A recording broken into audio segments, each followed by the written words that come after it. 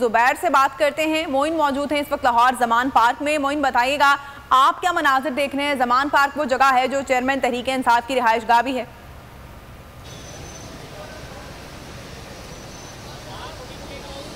जी बिल्कुल, अब से कुछ ही देर पहले चेयरमैन तहरीक इंसाफ इमरान खान अपनी रिहाइश गाह से रवाना हो चुके हैं और सख्त सिक्योरिटी में इमरान खान को यहाँ से रिहाइश गाह से रवाना किया गया है। और इस मौके पर हमने यहाँ पर देखा कि इमरान खान को यहाँ पर वेलकम करने के लिए उनकी एक तादाद मौजूद यहाँ पर काफ़ी देर से इंतजार कर रही थी।